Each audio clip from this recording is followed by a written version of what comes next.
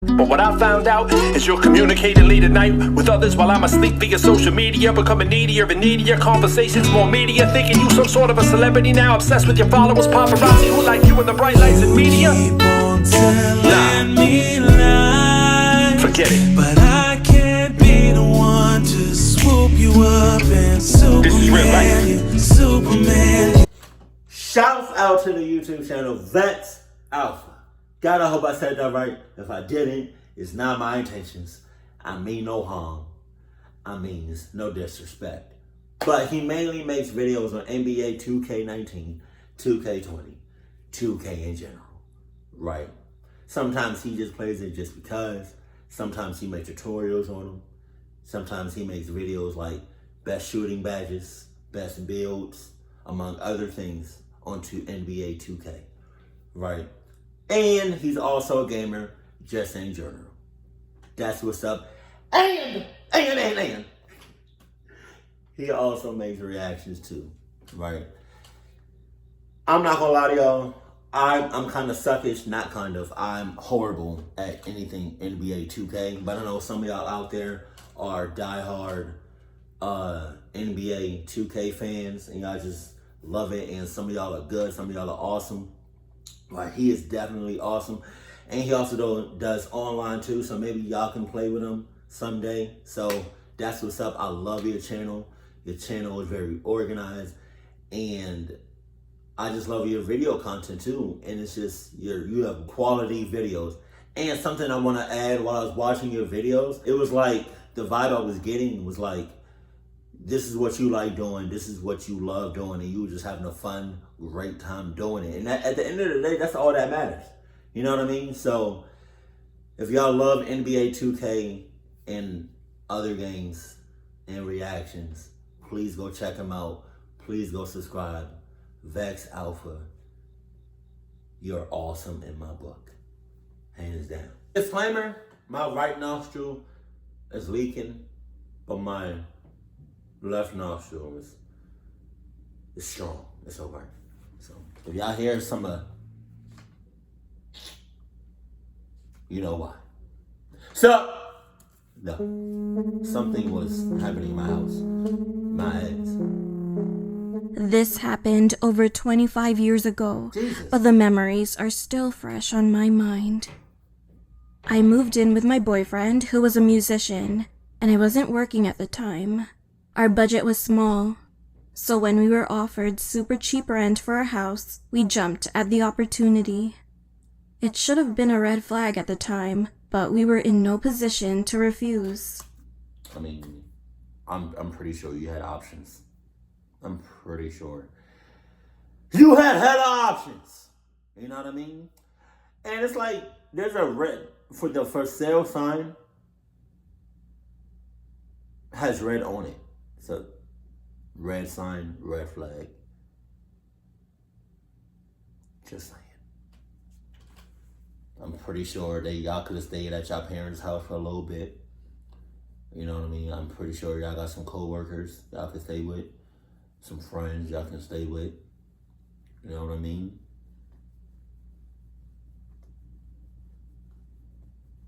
What about an apartment? A condo, huh? You know what I mean? Like, you always have options. Always. I don't want to hear that. I don't want to hear, oh no, this was our last resort, or oh no, we couldn't think of anything else. Yes, I could have. Y'all could have thought of a couple of things, but nah. It was far from the city. Wow! We had almost no furniture and lived quite the frugal life. But we were happy to have our own space. The house was simple but cozy and nice. And there was another room in the backyard with no windows. Are you dead ass? But only a chair right in the middle of it. Wow. Needless to say, it was super creepy, so I avoided that part of the house. While my boyfriend was working all day in a music school, I took care of the house. In the beginning, everything was fine. I felt happy there. But after a few weeks, weird things started happening. One day, I put some of the cans and ingredients on the kitchen table while I was cooking. However, when I turned around to grab them, they weren't there. At first, I just thought that I had forgotten to pick them up from the shelves. What do you mean? But that's like you? Wow. How did you? Okay, so you're. Fuck you. I wanted. That makes me so mad because it's like, how do you say something like that's like you. Pillow. Right here.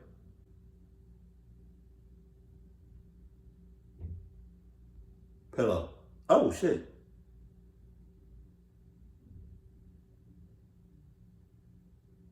What do you mean? Obviously somebody moved this pillow. Obviously somebody moved them cans. Or something. So what's really good? Huh? What's really good, Samantha? I don't really know if that's her name or not. I don't even know why I said Samantha. It was the first name that came to my head. So either the boyfriend is in cahoots or something going on. Because she definitely about that club life, but I don't know about the boyfriend yet. But when cans and knives started showing up in random places in the house, like the bedroom, I started paying more attention. My boyfriend also experienced the same things. And whenever he found the missing items, he just laughed about it. That's not funny. However, things started to change and took a turn for the worse when we decided to clean the backyard. We cut the grass, threw away the trash, and decided to move the chair in the middle of the room. So my boyfriend picked it up and left it in front of the house to be collected. Oh my God. He told me that he felt sick the moment he entered that room. I thought he was overreacting, Dark as shit. But when I entered it, I immediately felt a heavy weight on my chest and a piercing headache. However, everything would be fine again once we left that area. It was scary, so we went to a local church, got some holy water and salt from the priest, and cleaned the room. We thought that everything would be okay now. My boyfriend had to leave for work, and I continued cleaning inside the house. But I didn't feel... Yeah, that holy water, yeah, that's a myth. No, that almost never works. Now, if you were to have Adidas water, then you would have been fine. Because anything that was in that room, in that building, in that little, would have been gone if you was to throw some Adidas water. Because throwing holy water on it is just like throwing regular water on it. Like, it's not going to do nothing. Just... calm and perky as I usually did, because I constantly had the feeling that someone was watching me. I even checked the doors and windows to see if there was anyone around, but no one was there. And I still felt uncomfortable and was paranoid all day. When my boyfriend returned home in the evening, we started hearing noises coming from outside. This area was kind of dangerous, especially at night. Look at that. I'm sorry for pausing, but like, look at the scenery. There's nothing but cluckness all around. And I'm pretty sure, I mean, even though there's a road right there, I'm pretty sure little to nobody comes over there. I wouldn't. Look at that. You don't know what's in them bushes. You don't know what's in them trees. Like, you don't know. You don't know.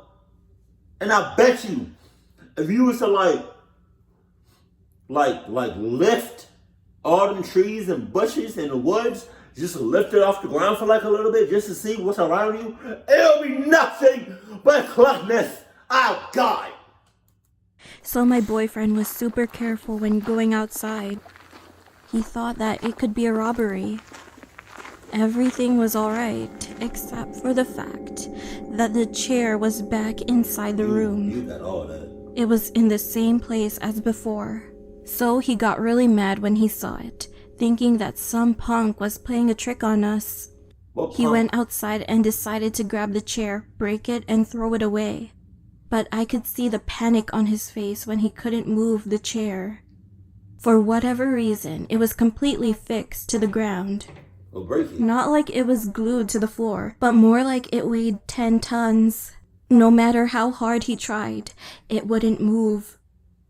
Because he had to come up with another plan, he ran inside, grabbed holy water and salt, made a circle around the chair, and started praying. Suddenly, we heard a loud bang. Thousands, maybe millions of cockroaches started coming out of every sewer hole outside of the house.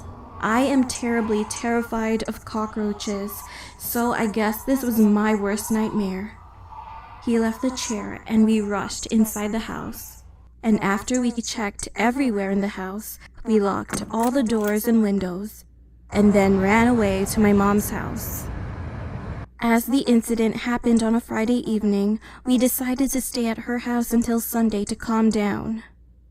On Sunday afternoon, we returned home and everything felt normal.